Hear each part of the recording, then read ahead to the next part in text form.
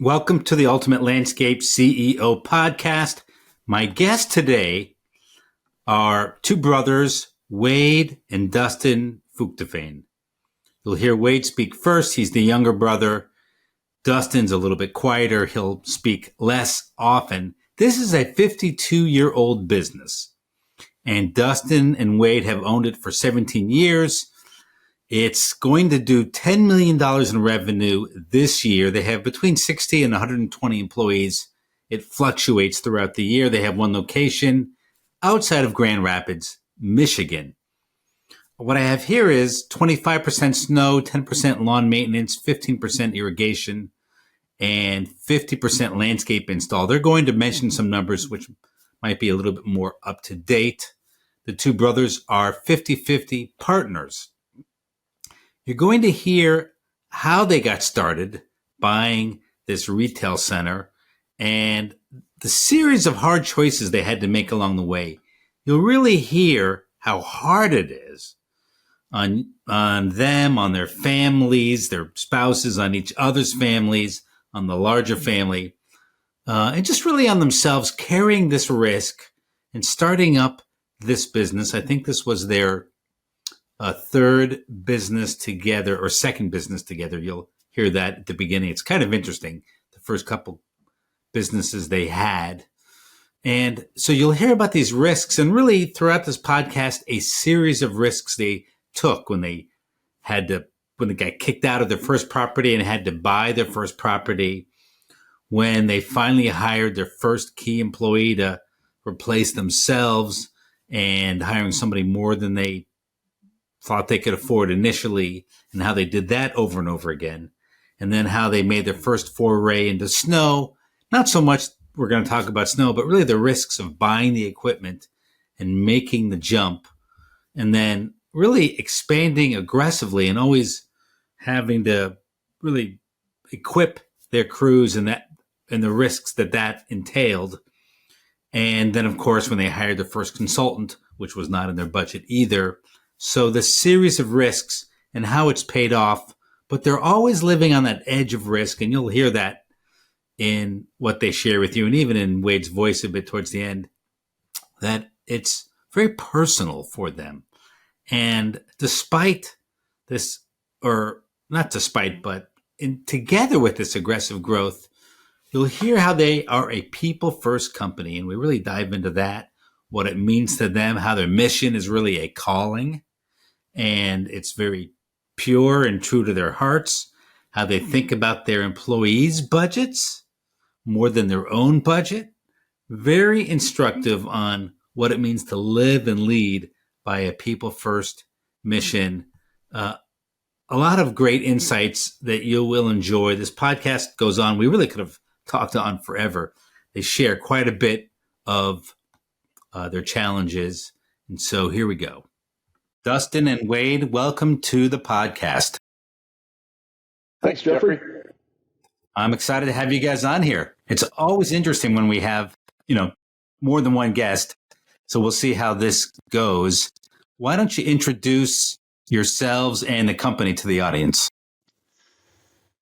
So I'm Wade Vugteveen. Our company's DeHamer Landscaping. We're in Grand Rapids, Michigan.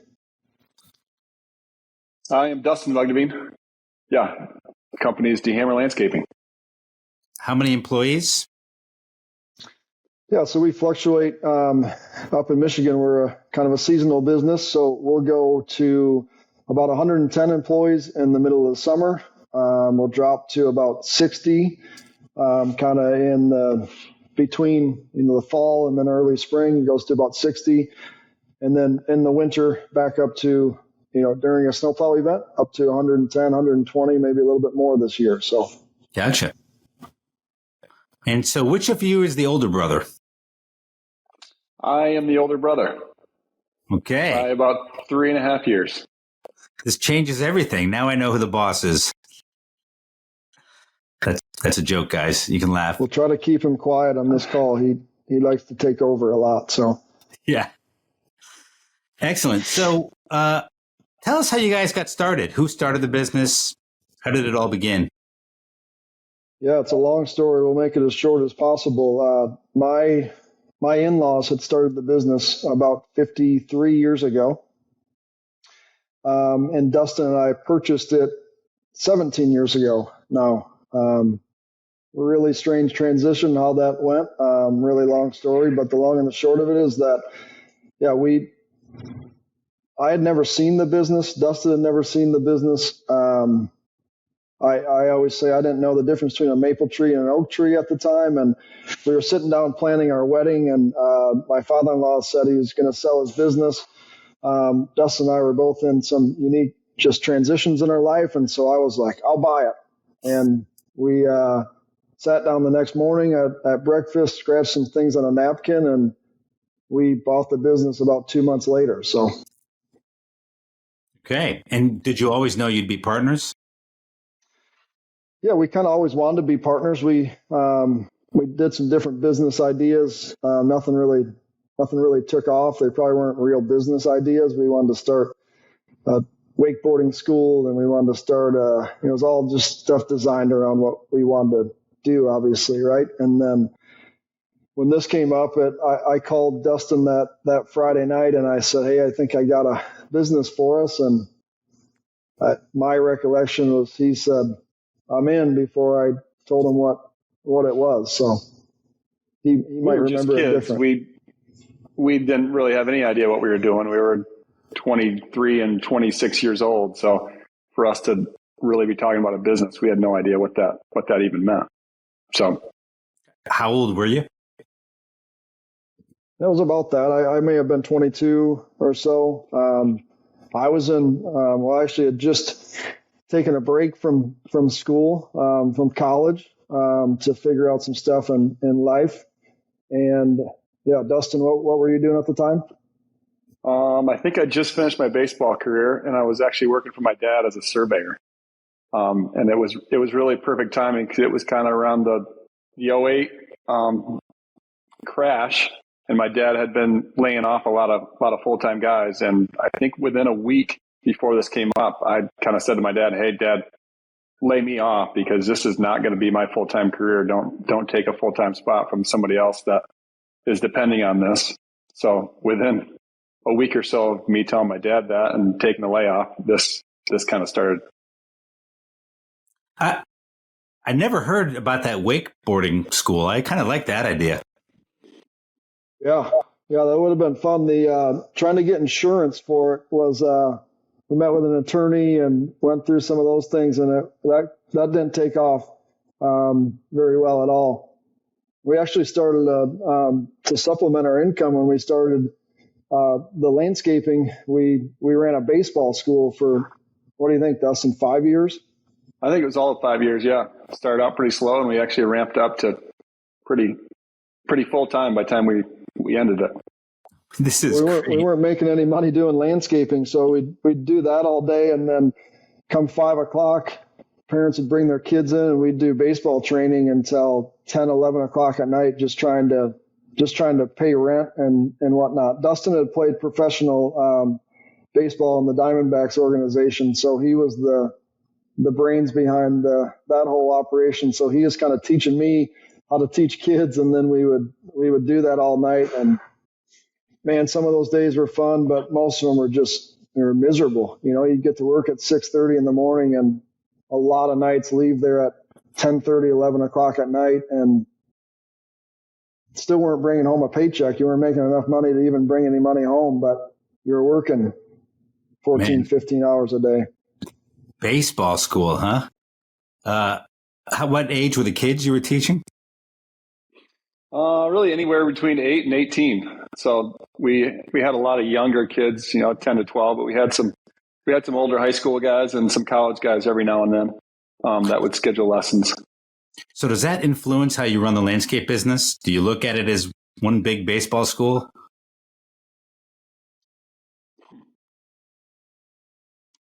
I don't know. It influenced me not to try to figure out a way to not work until 11 o'clock at night. I can tell you that much.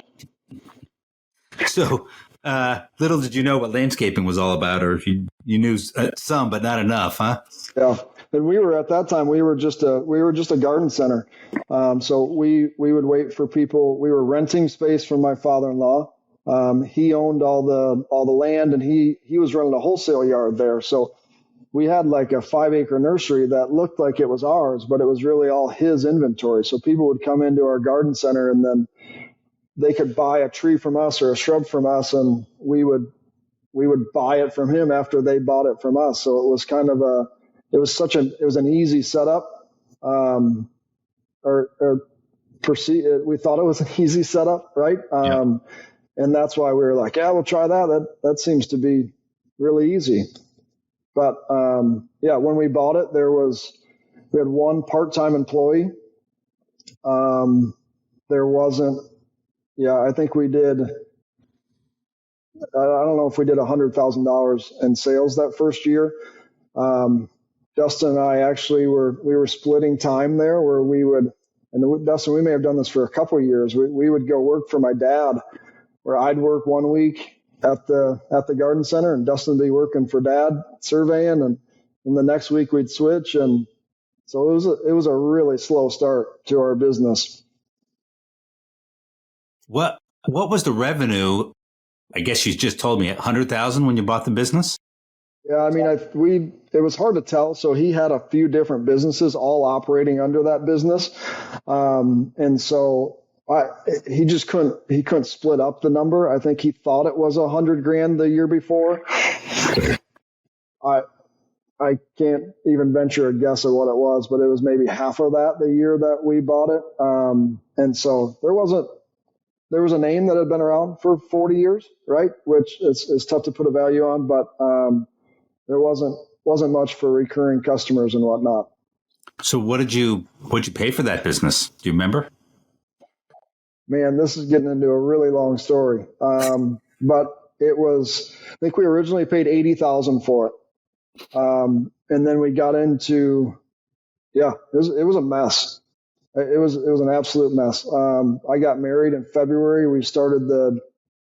I got married on February 10. I think we closed on the business on February 20, and realized that it wasn't what we thought. And again, no fault of anybody, but it just wasn't what we thought. And so we didn't realize that until about 2 years later.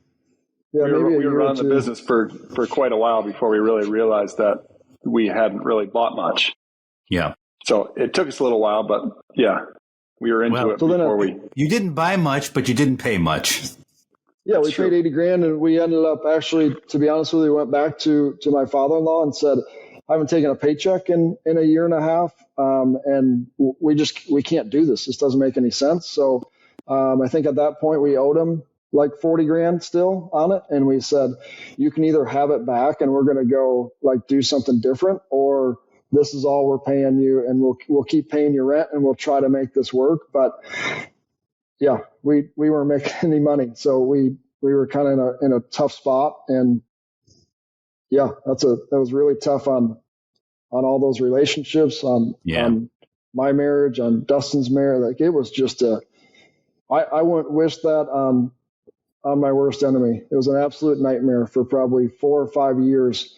Till we finally came to a point where our wives and us kind of just said, listen, guys, it's fun that you guys get to go hang out with each other and, watch Netflix in your office all day long, right? But our wives are both working full time, trying to pay the bills. And 4 years in, I think we're making less than $10,000 in a salary. And we've been doing this for 4 years. And finally, we just wrote out a contract between each other, and we said, either we're making, I don't know, maybe Dustin knows the number, $50,000 or something, right? Like, we're going to put ourselves on payroll. It was 32. All right, we shot high. We said if we don't make $32,000, then we're going, we're hanging it up. I think that was probably year 5. And I still remember a Saturday. We did most of our business on Saturdays. It was a retail garden center. I remember a Saturday that was supposed to be our biggest day of the year, and it felt like nobody came in. We did $1,500 in sales, And I remember driving home, just crying my eyes out, like it's over. I just wasted 5 years of my life, and Dustin's not going to listen to me, say we're going to start another business. Like it's just over. Right. And, I'll never forget that day of just that empty feeling of like, man, we did all this work and we have absolutely nothing to show from it. And then somehow that year turned around and we probably made $33,000, or we made 31, and we told our wives we made 32 or something, but we kept going. Okay. So you guys and me, a couple of years back, but take us through, you made 31,900 to when we met. How did you get from Garden Center to up to the point where we met? Part of our contract when we first bought the business was that we weren't allowed to do any landscaping because the way that he had split it up. So for the first, 3 or 4 years, we were just selling plants. And I think a big turning point is when that kind of all dissolved. The other guy that bought the other part went out of business, and he had been gone for a while. And we decided that we were going to actually start doing some landscaping. So we were 5-6 years into the business, I guess. I had just built a new house with Jim Tibby Builders. And as part of the sale of my house, they were doing another model house that they asked if we would put a landscape on it. And that was the first actual landscape that we ever did, just a couple trees and bushes on the front of this house. And they found their own sprinkling guy and their own hydroseed guy or sod guy to finish the house. But that was really the start of our whole landscaping business. And we still have that relationship today. And we've really grown with that company. They're one of the biggest builders in Michigan today. I think that was probably the biggest reason that we started on this trend to where we are now. And Dustin literally built so one of the owners built the first house the company ever did, and then his partner built the second house. And then kind of right in between those two houses, Dustin built the third house. I don't know how he got approved for a mortgage. I don't know how, we can't remember any of those things of how that happened, other than, in all honesty, God just laid that in our lap, and we were like, it was the cheapest way for him to get a house. Had no idea that was going to turn into the biggest builder in the state of Michigan, and that they've never used another landscaper since then, for 10 years. So we have a bunch of stories like that of just God just laying something out in our laps, and we look like we're, kind of smart for doing it now, but nobody had any idea that some of these customers would turn into what they did. So that was our first big break. How many properties of this builder do you landscape now per year? So we mostly just do new installs for them. They do a lot of single family homes and a lot of condo developments. As far as number, I don't quite know, but we've done over $1 million in revenue from them probably for the last 4 or 5 years, pretty consistently, and probably ramping up closer to $2 million in a year like this year. Yeah. And you're working for other builders. Yes. Correct. Yep. Yeah. So that relationship really taught us how to work for builders. And we've kind of repeated that with a few other key clients as well. Yeah.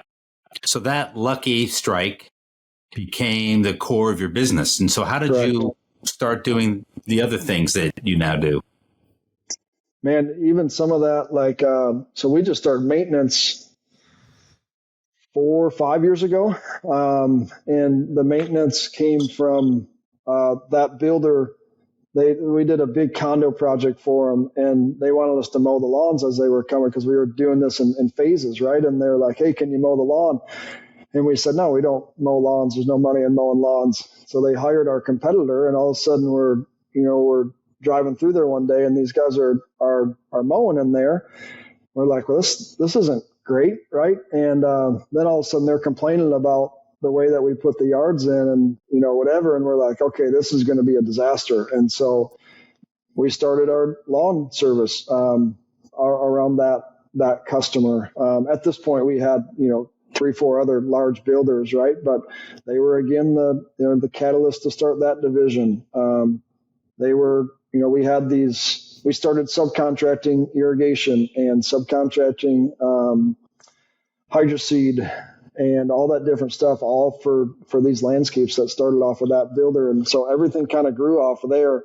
And I don't know if they're quite as big as they're quite as big as a percentage as Dustin just said, but they have been kind of a catalyst for us to be able to, at the beginning it was like they could pay the overhead on the work that they were doing, right? And then we could go and take some different risks with different opportunities because we knew that they were going to be consistent for us. So. Okay. And so, what other divisions have you added since then? So we do, we do our construction landscape install. We do irrigation install, hydroseed, like I said, we do snowplow, we do lawn mowing, fert, all those, services, mosquito spray and perimeter pests, all that different stuff. So that's kind of our mix of work. At this point, we're about 65% is the landscape install, including the irrigation. And then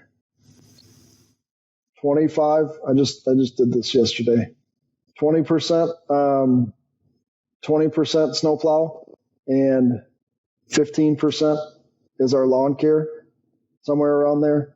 I think it's 12% and 22%, but that's kind of our mix of work now.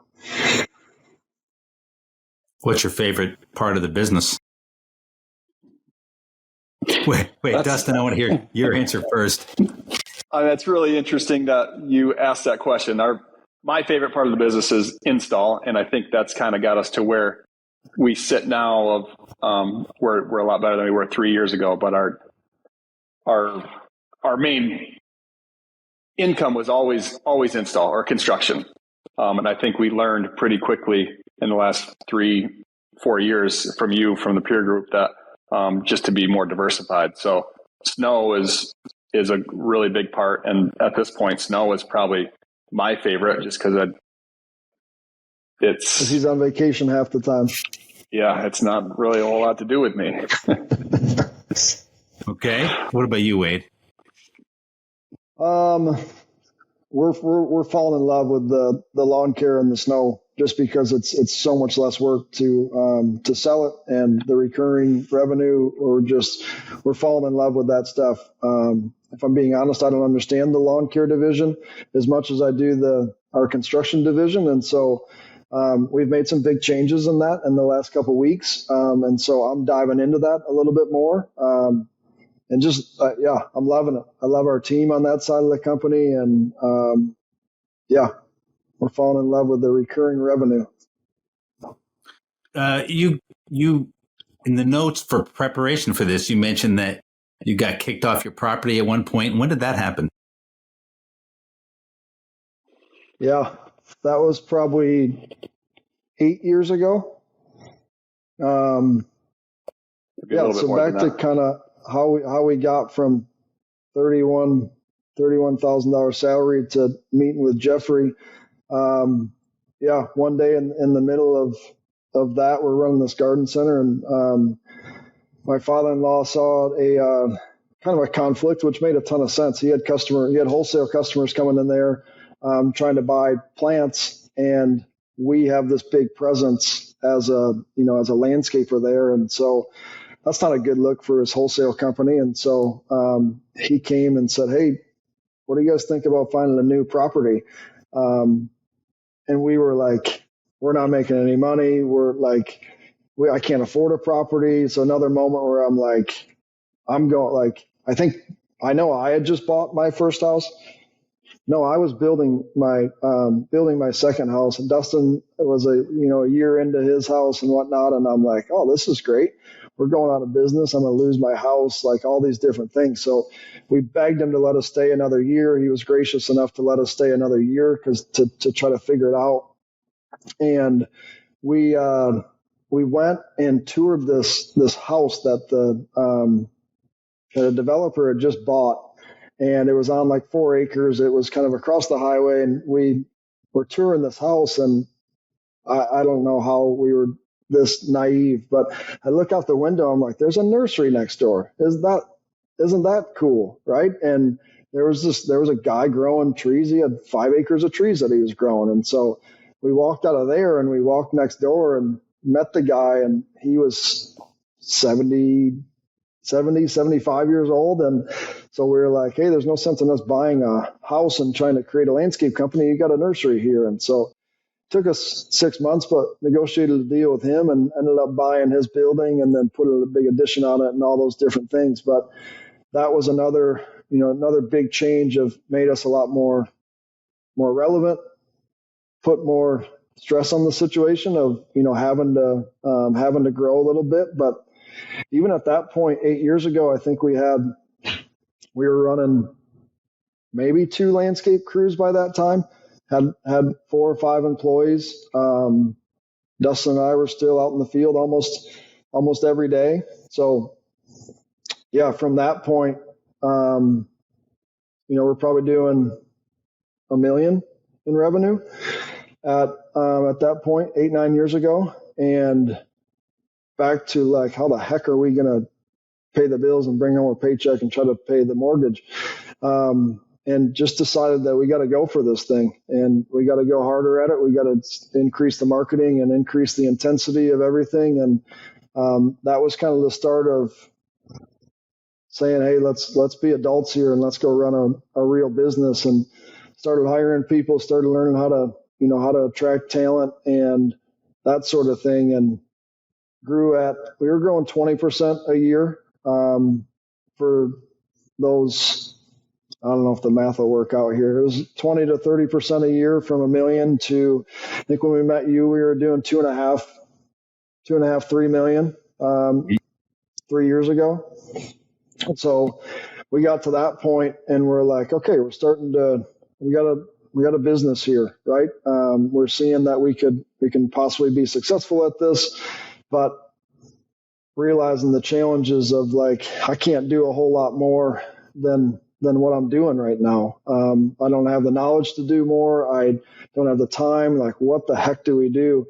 We actually had a year there where I think it was like 2.9 million to 3.4 million, and just feeling like that wasn't enough. And so I don't know how we got connected with you, but that was kind of another kind of breaking point of I don't want to do this like this. It's too stressful. I'm working too many hours. There's got to be a better way. And if there's not, then I want out of this thing. So that was when we called you. I remember, I think I asked you like, hey, what am I supposed to do? I need help, and there's zero chance I can afford the help that I need. And so like, what do I do? It doesn't make sense to hire you, and it doesn't make sense to not hire you, right? And we've had a lot of spots like that where you're like, just had to make a decision that if I want my life to look differently, I'm going to have to invest differently and make different decisions and trust that the results will come from it. Yeah. You can't really budget for these big jumps you need to make in your business. Correct. That's really a lesson that I know, but it's like evident in your storyline. Yeah, there's probably 10 times in our storyline where we feel like we had to make a decision like that, where we literally look at each other and be like, we can't afford to do this, and we can't afford not to do this. And so what do we do? This should be an article. Maybe it will be my next article. You really can't budget for success, for scaling success that you guys have achieved. It's all these risks. Yeah, not at the rate. I mean, you can do it slowly, I think, right? But if you want to do it in in kind of the high speed way that we've chosen for the last 3 years, the budgets are great, but it's tough to make them make a ton of sense because there's just other costs that come in to growth, especially at different stages. It's different, but Well, it's interesting because people will call me about the peer group and they're like, well, it's not in the budget. I'm like, it's not supposed to be in the budget. This is supposed to be a investment that makes you money, not an expense that you're pulling out of marketing to put into, coaching or a peer group. That's very true. Yeah. Yeah. And it's something that's just, it's worth it. When you look, 5-10 years down the road, right? Like, would you invest X amount of dollars for your company to be 10 times bigger? Like, of course you would, right? But yeah, when you try to make it a line item, it doesn't make sense as a line item in the budget because it just doesn't work that way. Yeah. Hey, quick question before we lose the thread of the real estate. So when you had to buy your own property, how much did your monthly nut go up, or did it go down? It stayed about the same. We had a really this old man was very gracious, and he liked us and wanted to help, and he wanted some extra guys to hang out with, I think. So he was very gracious, put us on a really nice land contract, and rent went up $500 a month or something. So it wasn't the end of the world.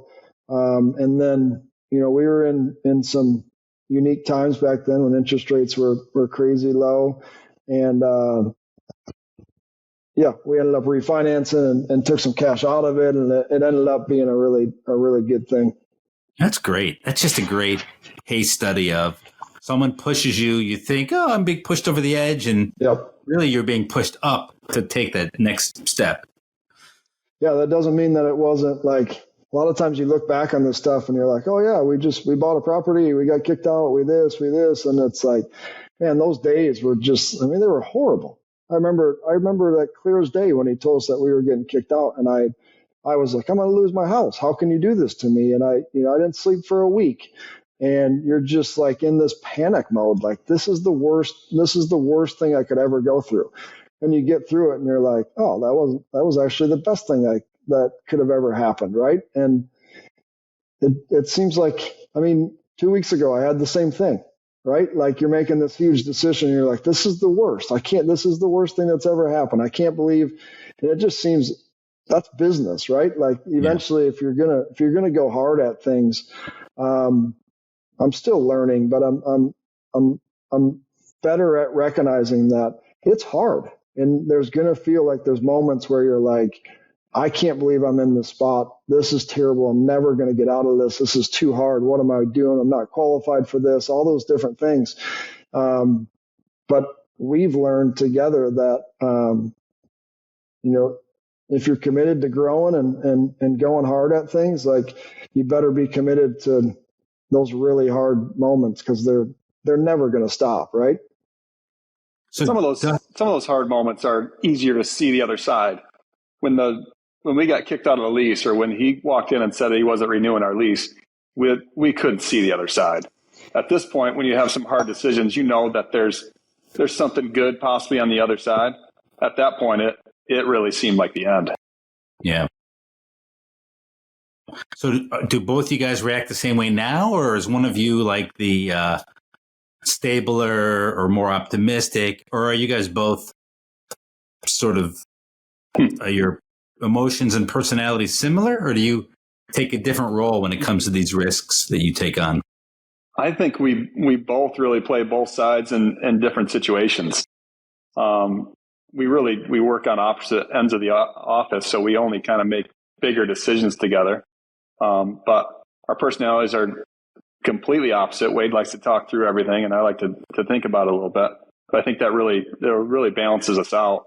But there's never a consistent side that one of us is on and the other one's on the opposite side. So I think that's probably why it works so well. So Wade's talking and you're just listening and thinking initially. Yeah, most of the time listening. Yeah, right. A lot of times thinking. Yeah, that was a good, Jeffrey, you recommended the Winslow report, and then what's her name, who kind of coached us through that. But on that note, she was a game changer for me, because she explained that to me. Like, my personality is that I like to externally process, and Dustin is the complete opposite. And so I would actually, I'd be thinking about things like, hey, should we hire Jeffrey Scott? Should we, I'll research for 20 hours, and then I'll bring it to Dustin, who hasn't heard anything about this. And I would sit him down and be like, all right, we're going to do this, this, and this. What do you think? Yes or no? And he'd be like, having the complete opposite personality. I'd get so frustrated, like, dude, talk to me, like, say something. Let's figure this out. Right. And he would just be, his personality needs 24 hours to think about something, right? And then we can have a really good conversation. And she brought that to light of like, hey, if you're going to have a meeting with Dustin, send him an agenda 24 hours in advance and let him know what this is going to be about. And then you won't have that frustration. But sometimes learning those, and not that he'd be the first to tell you, I don't, not that I always do it, but I get less frustrated when I present him something. So learning your partner's personality is a huge deal. Now I don't think he doesn't care. I realize that he just processes things different than I do. Yeah. Which is good. Interesting. Makes me want to ask some personal questions, but I'm going to sidestep all those. I always tell the story. Back in the day, it used to be a lot worse. I think we're a little more calm now just because there's a little more of a safety net, right? But I can remember days where I'd walk into Dustin's office and I'd be like, we're screwed, man. Like this just happened. And like, I think we're going to go out of business. And he'd be like, are you kidding me? We're doing great. We're having a great week. And I just sold this and whatever. And we would even each other out. And then he'd come in a week later, like the sky's falling. And I'd be like, no, we're doing awesome. And it almost became comical because we would balance each other out, and it never was on the same side. But it seemed to be when I needed somebody, he was there, and when he was down, I was up, and it was fun. I guess by personal, what I meant was if we had your two spouses here, we could have a really interesting conversation. Absolutely. It would be interesting. So you guys both take a lot of risks. You have that. You just have that in you. In fact, I don't think you feel comfortable unless you're taking big risks. So what other risks have we not discussed here that you've taken on? And then let's dive into that a bit. Do you guys see yourselves as big risk takers, or how do you see it? Yeah, I guess I didn't. I was going to say about the Winslow report. We've always taken big risks, but we never really realized how big of risk tolerance we had until we both scored a 1 or a 10 on the Winslow report. That was the only thing we matched up about was our risk tolerance. And it really makes sense the way that we've done business. And I think that's a big part of why we've been so successful. I don't know if you remember the Matt Damon crypto commercial where he's walking down this hallway and he says, fortune favors the brave. I feel like that's a really big part of our success is just really going for some stuff that most people probably wouldn't have. And I think that's really allowed for our growth at this point. So what's another risk that we haven't touched on here that you guys have gone after? Going full in with you was a risk when we couldn't afford that. And then I remember I came down and I signed up like the end of August, and you're like, actually, I got a peer group that you can come into. And it was meeting like a week later, and I hopped on the plane and we came down, and I'll never forget looking at Ed's numbers. We were a similar size company in the summer, but he was running this great snowplow business and doing a couple million in snow. And at that point, we're doing like $300,000 in snow, and we're making a couple $100,000 a year, and he's making double that, right? And the only difference was the snow.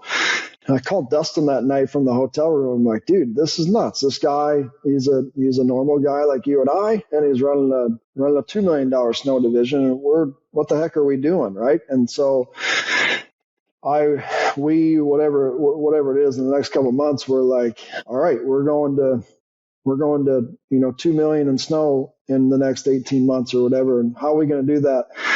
Well, we got to hire a salesperson. Well, we don't have any money to hire a salesperson, right? That doesn't fit in the budget. And then we're going to have to buy a bunch of equipment in order to plow that snow. And, we looked at, and this was just 3 years ago, right? But we looked at, hiring hiring that salesperson. I think we spent $1 million in equipment, took debt on all of it because we weren't making, much money. And we said, hey, we said we wanted to go be a player in the snow industry. And, we have big goals for that. And we're just going to go full force.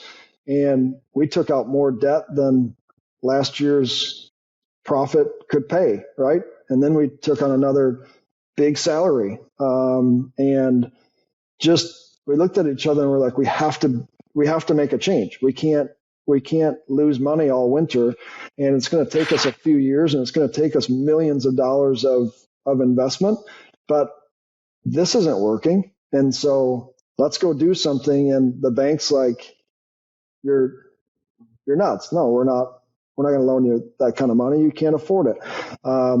Luckily or unlucky, John Deere was happy to sell us all that equipment, right? And this was coming out of COVID, where in Michigan we were shut down for 8 weeks, and during that 8 weeks, we were freaking out, right? Like, what the heck are we going to do? When are we going to open back up? But also, I gotta sell the snow, and we have to buy equipment, and coming out of that.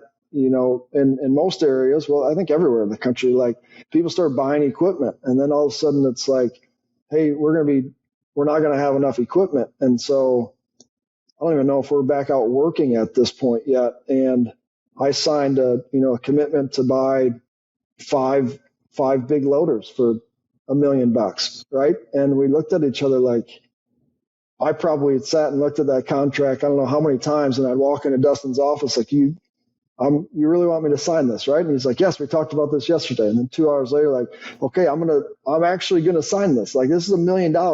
We can't afford this unless our new sales guy goes out and quadruples the size of our snowplow division, right? And we just kept saying, hey, if this is what we want to do, we have to take these big risks, right? And that was one of our first big ones that paid off. And we did the same thing the next year. Went out and spent another $1 million when we couldn't afford it. Did more big contracts that we weren't not capable of doing, but we went for it hard. And at the same time, we were doing that in the landscape division, where just growing and starting more crews and just saying, hey, if we want to be this size, that means we got to go buy this many skid steers. We have to go buy this many trucks, this many trailers.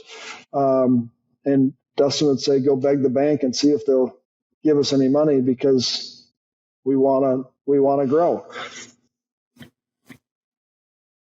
And did they give you money? They gave us money for a while.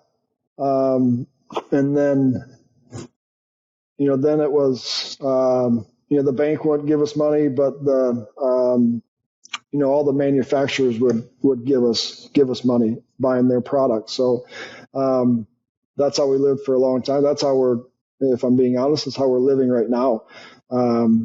Just growing as fast as we've grown and buying as much equipment as we have. Cash flow and getting things financed is one of our biggest challenges. But we're all in on it, right? Like, there's no turning back at this point. Like, we have debt, obviously. We have a lot of debt. We have it all personally guaranteed. We're in, right? Like, there's no turning back, and we're fine with that. We're fine with that risk. And so I have to just think about what the answer to this question is. Do you have the appetite for taking time to digest what you've bitten off and trying to chew? And how do you manage that, the sort of the plateaus that you kind of need to rest on in order to catch up and get more efficient at and build up your EBITDA. Do you guys have different approaches to that, or do you think about it, or does it just sort of happen? The rest doesn't happen. Maybe it should, but we take very short times to rest. And part of that is, Jeffrey, when we started with you, we saw some things that we wanted to be different, right? Like, you introduced us to this idea that we could bring in staff that could do a lot of our roles, and that we could really be owners of the company and not like the key employees of the company. And we saw a path that, hey, we could do that in like 10, 15 years from now, or we could do that in 2-3 years from now, right? And so in the way that our personalities work, we were like, you know what, 3 years sounds better than 15 years. And so we just started hiring staff, and we kind of built our office and our kind of overhead structure to be something that a company that Dustin and I would enjoy working at. And then we tried to create enough revenue to pay for that, if that makes any sense. And I think that most times people do the opposite, where they try to create enough, like, give me another foreman, get me another, whatever, and I'm going to work until I can hire, it started with an office manager, and then, all the way to a CEO and, 15 people in our office. But we went from, and I'm not saying this is the right way, but this is how our growth has come so fast, is that we've said, we're going to go get great people in the leadership level, and then we're going to figure out how to pay for them. And so that hasn't given us a ton of time to kind of stop and say, hey, let's rethink this. We're getting a little more of that now. We're in a good structure now, but then you say, hey, we've built all of this. We have our team all across the board, but especially on our leadership level. I mean, just such great people that we're like, man, if we built all this, why rest here? This feels like the start of our careers rather than an ending point. So we're finally getting to a spot where all the hard work seems like it's led to today, and now let's put some fuel on the fire and really start growing. It's interesting because I really had to push you for a while for you to bring in some financial skills, controller type skills. Even the first thing you pushed me to was an office manager. We didn't have an office manager. I did everything. I paid every bill. I did everything. Nobody else was in the QuickBooks file besides me. And I remember at a peer group meeting, people kind of like laughing at me, and I was explaining how there's no one who could do it as good as I could. So like, we could grow, but Wade's going to be the one controlling this whole thing, and you guys are just laughing at me. And we went out right after that, and I was like, this is outrageous. And Dustin thought it was outrageous. But I'm like, Jeffrey says we got to go hire an office manager, so we're going to do it. And we posted a job online, and it was crazy. We got 120 applicants in the first 48 hours for this job. And I was like, okay, so it's a popular thing, obviously. And we weeded through that, and we hired kind of our first kind of key person. Her name's Allison. Jeffrey's met her. She's an absolute rock star. And she was a catalyst to, like, I started giving her stuff, and she was doing it better than I could do it. And which isn't surprising to some people that know me, but I thought I was doing stuff really well, right? And all of a sudden she comes in and she's doing stuff twice as fast and twice as well. And I had always understood delegating and, before to be like, yeah, someone's going to do it half as well as I'm going to do it, and I don't want to do that. And so she, doing such a great job, taught us that not only can we get out of the way of doing some of these things, but a lot of these things they're going to be done so much better because people are. I'm never the smart. I've never been the smartest person in a room, and so when we bring people in, not only are they smarter than us, but they they're not distracted by all these different things, right? Like at that size company, at a $3 million company, the distractions are they're endless, right? And so you can't get stuff done. And so you teaching us to start bringing that stuff in, she was the catalyst to then just keep doing that. And it's been amazing to see what our team is able to do when Dustin and I got out of the way faster just in my role. I was able to get out of the way faster, but I'm just in awe of, getting out of the way and watching people do what they're good at, undistracted by all the other garbage going on. It's just huge. And I'd recommend everyone taking that advice and taking that leap and hire people when you can't afford them, because they'll build you something a lot better than you could ever dream of doing on your own. I think the key is, you interviewed 120 people and you hired not the cheapest or even the middle. And I'm not asking what her salary is, but in terms of like skill level, you really brought in like the top of that huge pile of responses. And it's what I call, hiring the A+ person. Yep. Not only can they do today's job, but they're going to be able to do tomorrow's job. Yep. Yeah, we hired the top. We hired the best person, and we paid a little more than what we were planning on paying. She was worth more than what we ended up paying her, right? But we've done that every time. Just hired the best person, regardless of what that cost, and hired people who were learners, and who were flexible and who wanted to grow. That was our big thing. We knew we were going to grow. Some people want to do that and some people don't. And so we started interviewing around that of if you come here, your job's going to be different in a year from now. And then it's going to be different again. And if you're up for that challenge, then we want you. But if you want a very direct job description and know exactly what you're going to do every day, and that's going to be the same for years, like we're not the spot for you. So we've got a lot of great people like that. And we've had some misses. You're not always right? I think that sometimes when you look at these kind of, not to call us a success story, but hopefully we can at some point call us a success story. But when you look at these stories, we gloss over all the misses, right? And you've watched us make some really good hires. We have A+ people, right? We also thought we hired some A+ people, right? And you'd have this temptation to be like, dang it, this person really, really set us back. And it makes you feel like, I don't want to do that again, right? Like that was too painful, or it cost too much to our customers, or, whatever. And, I think we've had this unwavering commitment to, we're going to do it. We're going to grow. We're going to hire these people in.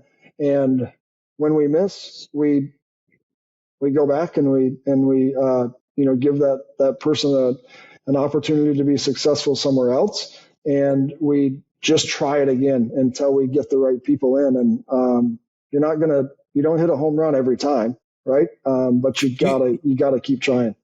You guys have made hiring look easy, both at the executive level, leadership level, and even the foreman level, crew level. And so what's going on here? Is it the town you live in? Is it that you guys are like doubly networked, so you have a huge network? Is it, hey, I belong to an awesome church and I'm pulling from there? Like, what's the secret sauce? I think it's been a combination of a lot of things. It's funny that you mentioned the church, because for a while, up till 2 or 3 years ago, 50% of the people that were new hires were coming from our church. So we've had a few upper level people and some field staff come from our church. But I think the biggest thing has just been our culture that we've been able to produce through our awesome people. The burgers and beers thing that we started 2 or 3 years ago, where everybody just comes and hangs out and has fun with each other, has been a really big deal. I think the company parties that we have, where guys just get to hang out, and it's a really cool team. And I think that word kind of gets out. Most of the hires that we're having are family members or their friends, or their, have some type of relationship with somebody in our company. So the culture, I think, is probably the biggest reason that we've had such an easy time hiring at all levels. I mean, it's and Jeffrey, you know this. I mean, it's not, none of it's easy, right? Like it appears easy, but we hired a guy named Denny to be our integrator in the EOS model, or our CEO. And long story of how he came to our company, but he was a people first. We've always been a people first organization. We want to treat people really well. The reason why we want to grow is because we want to employ more people so we can have more influence in the world and just make better lives for people.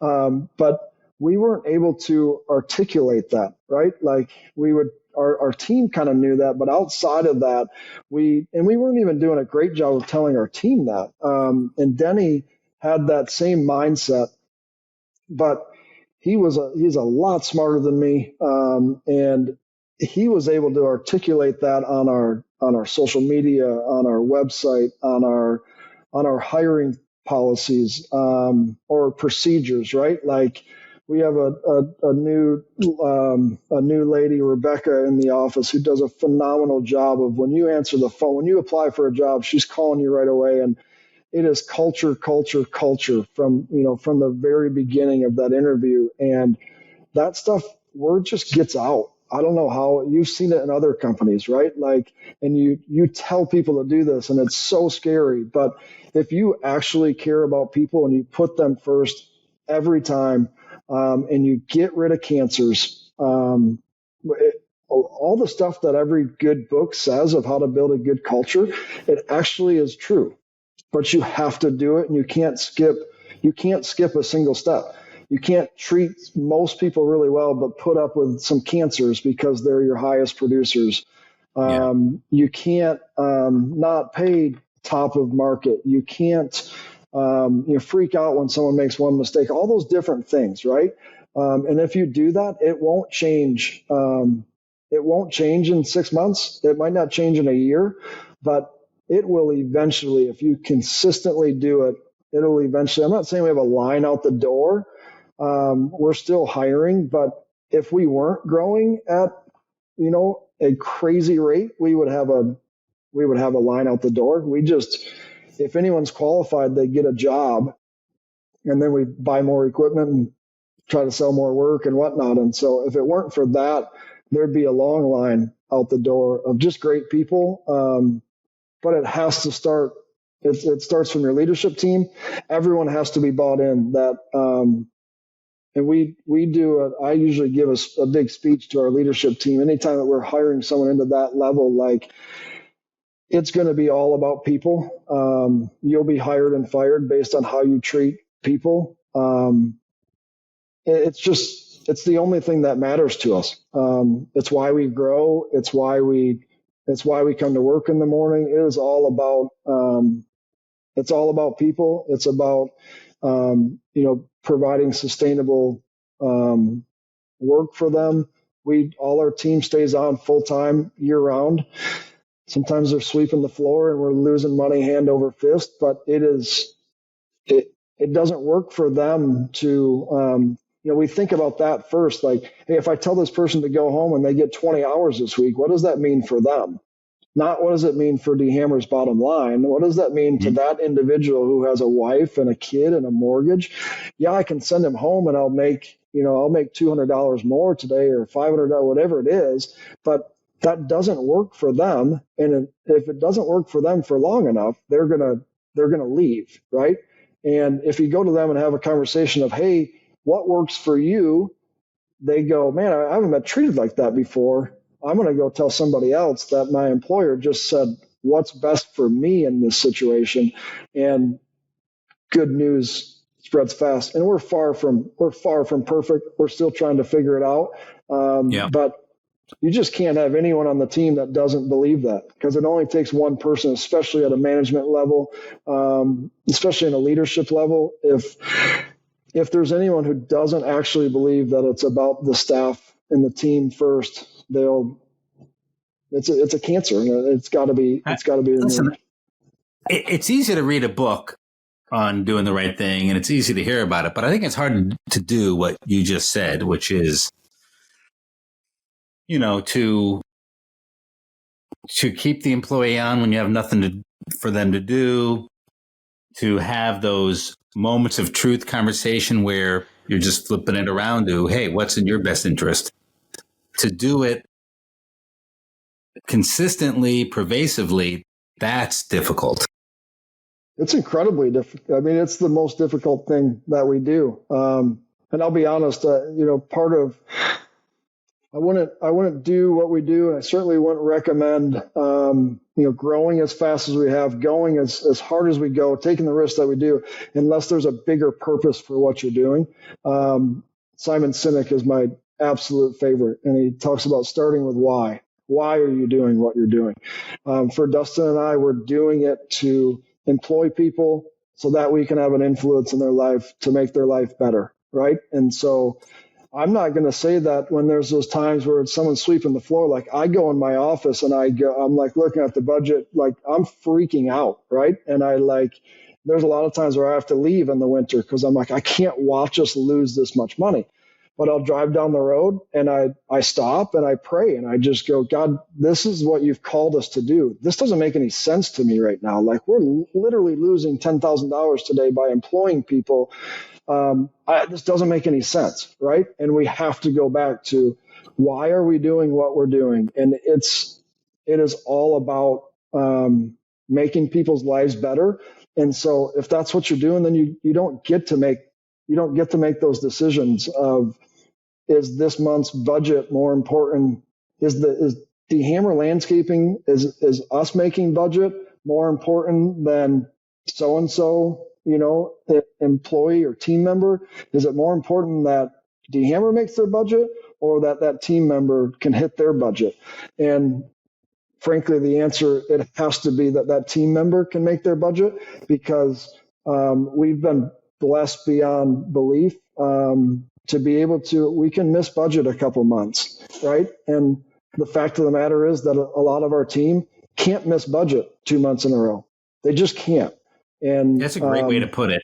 I think that's a great way to put it. But that costs you money in the short run, right? It costs a lot of money in the short run. Wade, I do think that, for the audience's sake, we should also say that you guys are very driven to numbers and performance and constant improvement and not putting up with mediocrity. So you guys aren't just two fun, fuzzy guys that only want to drink chocolate milk and, give each other hugs or whatever. You know what I'm saying? Yeah. And so, you can't just have that culture without having accountability. Correct. And we try to explain to the team, so now the team, this is relatively new, but everyone knows their revenue every day. They know their goal. They know whether they hit it or whatever. But it's that consistently explaining why we're not talking about revenue so that more money goes into Wade and Dustin's pockets, which, don't get me wrong, we also not love money. We want to make more money. We want to be successful, all those different things. We're not immune to that. But it's explaining to the team that revenue and gross profit is what pays for your health insurance. It's what pays for your disability insurance. It pays for your 401k. It pays for all those things. It pays money putting into the company, pays for the sustainability of, if we do have a little downturn, that you'll be able to keep a job, or this winter, all those different things. And so it is constantly telling people that, yes, we're pushing revenue like crazy, and we're going to ask you to work a Saturday once in a while, and we're going to ask you to stay late and finish that job. But constantly explaining that it's not so that Dustin and I can make more money. It's so that this whole company can be more sustainable. And most of the team gets that, right? If you're around for long enough, they understand that those things are important and that they're making the revenue mark for themselves. Well, let me ask you a reality check question. So I think if somebody else hears what you just said, they're like, yeah. But what about the employee who's cynical? Tell me what happens. Either you don't hire them to begin with, you turn them around, or you end up pushing them back out quickly. Which of the three? I don't feel like we have too many of them. Yeah, for one, we probably don't hire them in the first place, but ever since we've done this, I feel like everybody has been really positive about it. Everybody wants to know what they're doing on a daily basis. And the few people who really have complained about it in the last couple of months aren't here anymore. And I think, yeah, as long as you're hiring the right people, they want to get stuff done. They want to see what they've done. And then, and we've talked to them about it. It gives them a spot to possibly say, hey, am I worth more? What do I have to do to be worth more at this company as far as the financials go?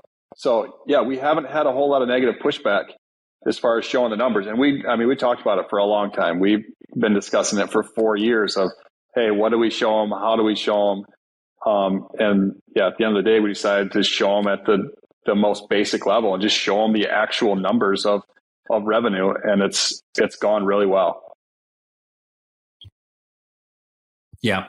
I like how you talk to them about if they want to earn more, profit share more, get a newer truck.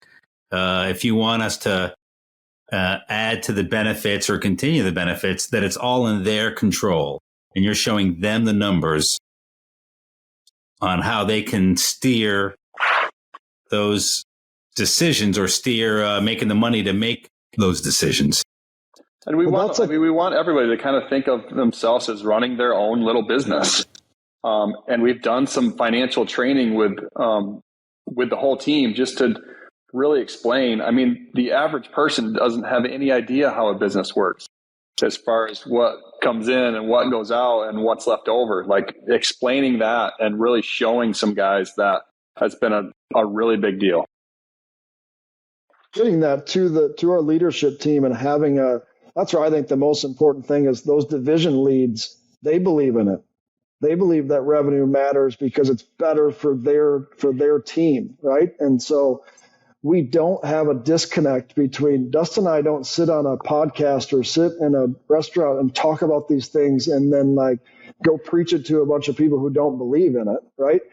Our team is coming up with these things, right? And then I'm not forcing them to talk about revenue and talk about profit they're leading this whole charge, right? Dustin and I are saying, hey, we went to Jeffrey and Jeffrey had this idea. What do you guys think? Like, well, how would this be good for our team? And this team is taking that. And so that's where those positions are so important, that everybody from the person who's doing the initial interview to the person who's managing, like if there's any issue in there where people aren't bought into growing this company and growing it in a way that's best for our people, that stuff it'll show up, right? And you can't have that. And the opposite's true when you have that buy-in, when you have people who believe in what our calling is. Man, you get people they'll run through a brick wall for you, right? Or not for us, for the company, because they'll run through a brick wall for the vision, right? Of what this could be. And I heard people talk about it for years and years and years, and I thought it was a bunch of hocus pocus, right? I thought that people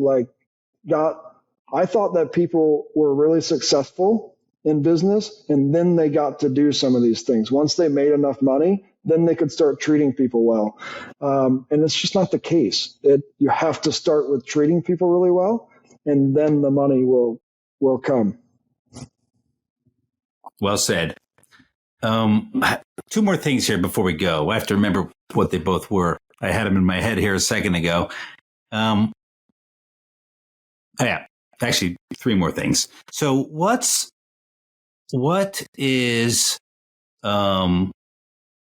another risk you have on the horizon that you're thinking about? since that's the theme here, or it's part of the theme of today's discussion, what's the next big thing you guys are thinking about? I think probably the biggest thing that we're thinking about is just the diversification in our business. We've been so construction heavy that we have a lot of risk in that. If the economy in our area, which it hasn't yet, really turns around, we could lose a really big part of our business. So what we're trying to do that, and we talked about this before, is just increase our maintenance and increase our snow and increase our recurring revenue to try to mitigate that risk a little bit. So that's one big risk that I feel like we face. Yeah, I'm always a fan of that. Wade, what's another big thing you guys are working on? Yeah, I think in that, and this is part of the last month. And Jeffrey, you've been aware and helped us through this. I mean, we restructured that department from the lead, and we just made a commitment to. And that was a big risk. A very popular person in our company that we chose to go in a different direction because we wanted to build up that division so fast. And so that was a really big risk for us. And we'll see how it all plays out. You mean making a change? Making that change. Yep. And just saying that, and again, we've grown through, we have story after story of we're committed to the growth, and we run everything through that filter. So we will say, if we want lawn care to be a $5 million division in 4 years from now, what structure do we need? Who do we need as the leader? How many people are going to be on that team? And then we'll start making decisions for that right now. Right. And I think in our past, and I think how a lot of businesses operate, is that you wait on those things, right? And I hope that eventually I can be this, and once I get to that size, then I'll act like a big company, right? And I've probably heard this from other books, but Jeffrey, I know that you had an impact on this too. Just act like you're bigger than you are, right? And since we started working here the last 3 years, that's something that we do now, right? And we go, we're a $10 million company who we try to act like a $20 million company. We try to have overhead and structure in our office to take us to, I think our team right now, if we were going to stop growing at 20 million, our team right now in the office could handle 20 million we might outsource a couple little admin tasks, but we have a team that's capable of doing twice the revenue that we do. But those are risks. We make considerably less money this year than we would if we, chose to operate a $10 million office staff, if that makes sense. And we're committed to office. You mean office and leadership? Office leadership, yeah. And we hired 2 more office staff this week because we want to elevate those people. We're hiring they shouldn't even be called assistants, but the 2 new people that got hired this week that are assistants, so that people can work themselves out of jobs.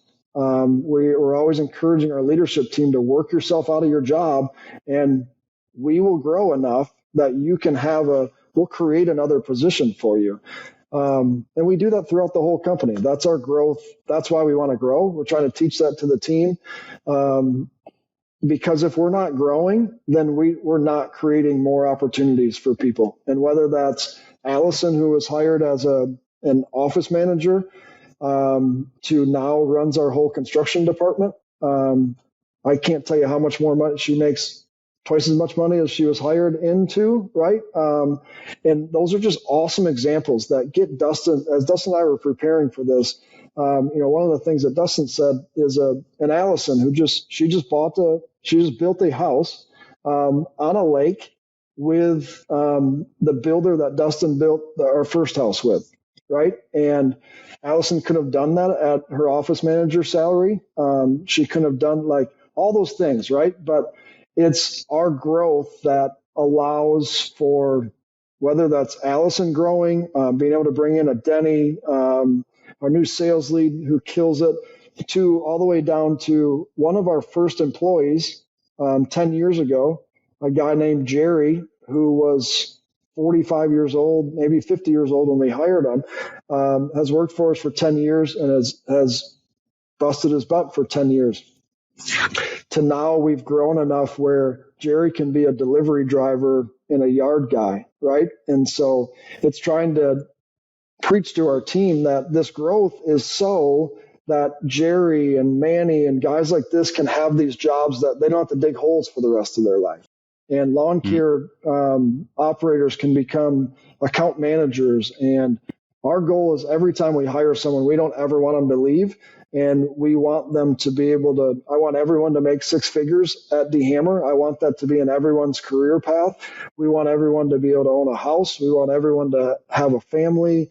We want to provide whatever we can so that whatever your dreams are, they can be fulfilled at DeHamer. And if that means that we have to turn into a $100 million company for everyone to fulfill their dreams, then Dustin and I we'll lead the way to 100 million if that's what we have to do. If that's what our team wants for their growth, then we'll just keep pushing. And frankly, that makes it a lot easier to get up in the morning than us trying to go make another 100,000 or $1 million, whatever the money is, like just isn't worth it.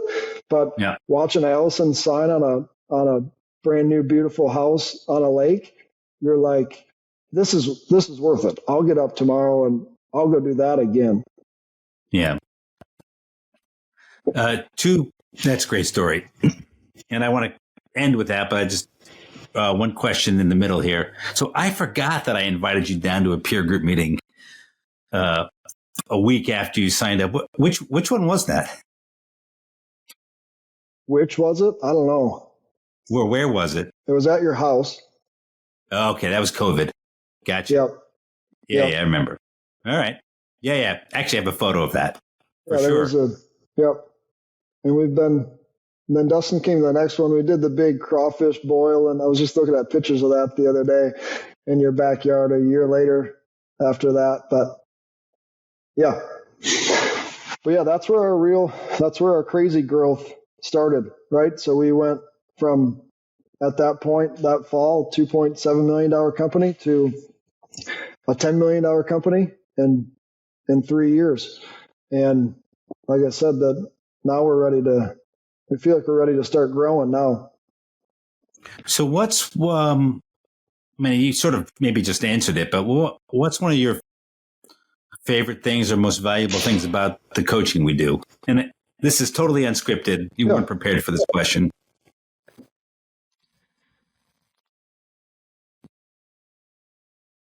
Favorite things. Well, I'm just saying, like, what's one valuable thing that you get out of it? And you kind of answered it, which is it's allowed you to speed up your growth, but that's sort of a result. Just wondering if you have a reflection on what we do together that is helpful for you. Dustin, do you have an answer for you? I was just going to say, for me, it's about the peer group. Just being able to compare numbers and knowing you're not doing it all by yourself. And, there's 20 other companies that are similar sizes that, we're a lot different, but there's a lot of comparisons that you can make. I feel like that for me gives me a lot of confidence of moving forward, and you're just not doing something on a whim. There's other people that are doing very similar things. So the peer group for me has been the biggest thing. Having your outside perspective, and just you don't look at stuff emotionally, and you can walk me through decisions that, you help me solve my own problems, right? Ask the questions that I need to be asking myself, and don't allow us to make excuses for the decisions that we're making, right? And just hold us accountable to that. But then also, it means something when you have enough clients, you have enough experience in this industry that, when you say I'm doing something wrong, I take it to heart. But it's crazy encouraging when we have coaching and you're like, hey, you're doing this really well. Keep going with that. Like, it just inspires us to be like, let's go harder at this. Jeffrey thinks we're doing well. Like, let's go do it twice as hard, right? And so, it's good to have that accountability, but also that recognition when you're doing stuff. Yeah. Okay. Well, let's end with one area where I think you guys are really killing it. So your mission-based approach, your purpose-based approach, what you called a calling, you said that like 5 minutes ago. That's hard to do in this industry because, I mean, we're mowing lawns, we're planting trees, right? We're laying bricks. It's hard for an average company to have a unique mission or a compelling mission, either way, right? Certainly it's hard to be unique. It's definitely hard to be compelling. And I think you become unique when you are compelling. And so I really have to hand it to you guys that you live and breathe this calling, this unique purpose, the why for your business. And as you said, it helps you get out of bed every morning. That takes time and effort to fine tune and hone. And, I think you sort of hinted at that you didn't have that initially, or you didn't even believe it. Maybe you kind of had it, but didn't believe it. It didn't seem like it seemed backwards. But you've really have come into your own, both you guys, in terms of, I want to say, believing what's always been inside of you and then leading with that. I think what you just said, leading with it, that's what I was going to say right before you said that. We always had it inside. It was always the goal. It was always about people. I think for the longest time, we believed that once we were successful, then we would make it actually about people. Then we would lead with that, right? But we didn't dare to lead with that until we were successful. And I think finally through our team coming together and like us being able to get out of the way and watch our team just roll, our team has come in and been like encouraged us to lead with that, right? And we would kind of tell that on the outside, right? Like when you got into these like personal conversations, we would explain why we're trying to do what we do, why we're in business, all those different things. And all of a sudden they're like, hang on, why are we not telling this to all of our employees? Like, I don't think that person knows that you lose sleep over, how much money they make. I don't think that they know that you care that they own a house or all the like, they don't realize that. And we were kind of like, well, I don't know. They don't care. They're just here for a paycheck. Right. And as we brought this amazing team in, they've just taught us to say, hey, let's be more vocal about it. Let's put it on everything that we do. And that's been huge. And I say it like, yeah, we've talked a couple of times about it.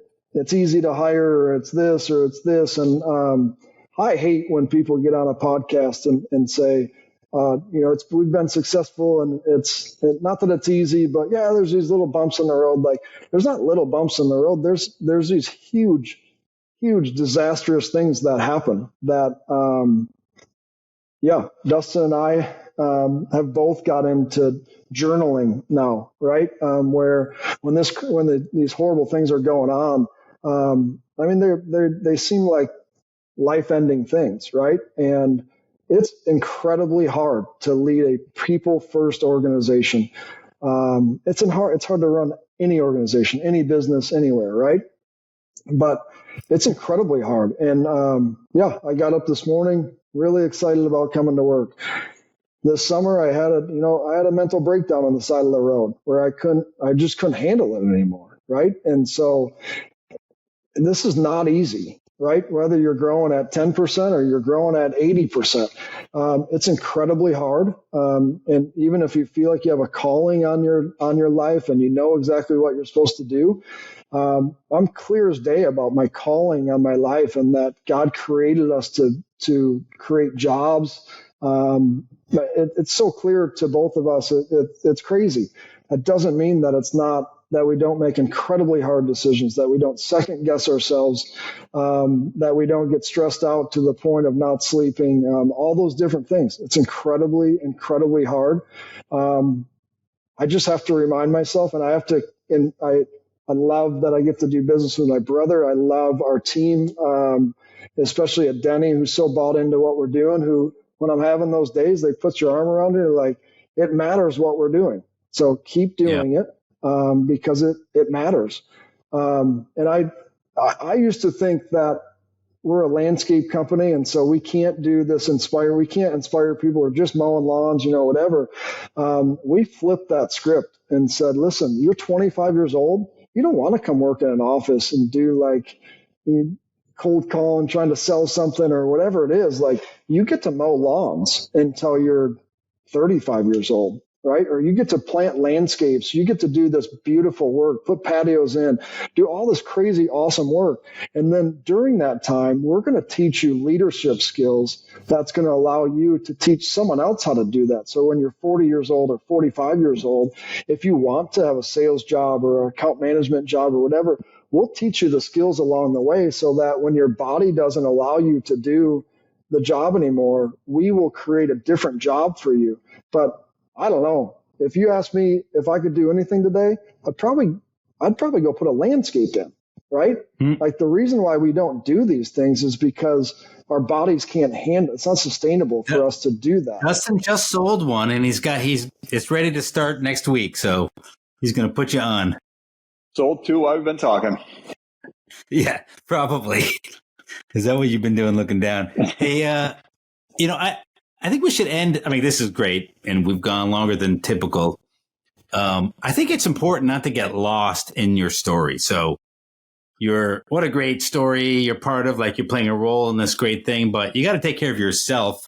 And I remember we had some serious conversations, Wade, about your own personal health and training regiment and taking care of yourself first, or not forgetting to take care of yourself every day, so that you can do this bigger calling. And, I don't want to put you on the spot here, but how are you doing at that, taking care of yourself? Yeah, a lot better. This spring it wasn't good. I was stressed out of my mind. Wasn't taking care of myself. Gotten away from, again, I think God's called us to do what we're doing. I'd gotten away from putting him first and putting that first. Had gotten away from the exercise that I knew I had to do every day. Had gotten away from taking time for myself to be healthy. And it literally, it ended. I was on vacation with my wife, and I woke up one morning and I had another contract to sign to buy another skid steer to grow more. And I laid in bed and I'm like, I can't sign this contract because I can't afford it, and I can't afford not to do it. And I said, we need to go on a walk. We go on a walk for like 5 miles. And finally I literally broke down on the side of the road, just crying my eyes out, on the sidewalk in a public place, like just something I would never do. And it was like my breaking point to just be like, I need to be healthier than this, or I'm not going to lead anybody, right? If I can't lead myself and I can't have a sustainable life, then all this is going to fall apart, right? And so someone that I follow like crazy is Craig Groeschel. And two things, he's got a book called Winning the War in Your Mind. And it is a life changer for my wife and I, of just controlling your thoughts, and just speaking truth to yourself. Just a wonderful book and great podcast that he does, but he ends almost all of his podcasts he says, everyone wins when the leader gets better. And I've just really taken that to heart, right? Like, if I'm not there at 6 a.m, but I'm doing a workout and I'm listening to a podcast and I'm maybe reading some scripture, that's okay. That's a win for my team. If I'm getting healthier, and if that means taking a little more time off, if that means leaving the office when I can't handle the stress, if I'm getting healthier, everybody wins. When I become a better leader, our whole team wins, and they want that from me. And so as leaders, we have to, it's not put yourself first, because that's the opposite of what I believe, but to be a servant leader, you have to be healthy. It has to start there so that you can serve your team with your full energy. And Dustin does that a lot better than I do, a lot more consistent in that. But we got great people around us that I get to learn from. Dustin's probably running a baseball camp on the side. That keeps him healthy. So pay the bills. Yeah, something's got to pay. Hey, listen, I really appreciate both you guys. I love working with you, and I appreciate your being so honest here today, sharing. Wade, you've really shared a lot. Dustin, you want to have the final couple words here? What do you want to leave us with? I would say for everybody listening, I'm guessing a lot of our group, a lot of your future consultant customers are probably listening to this. I would say to them, if they hear one thing from this, is for one, hire A+ people. I think for us, that has been the biggest growth that we've had in revenue, for one, but also just for stress relief. When you know that there's somebody doing a job and doing it very well with the same mission, vision, values that we have, it's huge. And it's something that we didn't dare to do for a long time. And then after we hired Allison, that really taught us how, if you hire people that are A+ or better than you, or whatever the word is, it pays for itself 10 times over. And the other thing I would say is, being brave about decisions. I feel like we've been really brave, and it's bit us a few times. But for the most part, when we're brave, we always make sure that we know what the negative could be. And if the negative is breaking the business or breaking your soul or whatever it is, we don't do it. So taking risks, but taking risks that are calculated, that won't be devastating. So those would be the two things that I would leave with everybody. Excellent. Hey, both of you, I know you guys are both busy. Glad to hear, Dustin, that you were making sales while we were on this podcast, though. He wasn't. But he's built a team that's back in the office killing it. I wasn't making the sales. I was just seeing the emails of the sales that came through. So yeah, well played, Dustin. Well played. Hey, guys, thank you very much. Thank you, Jeffrey. Really appreciate you.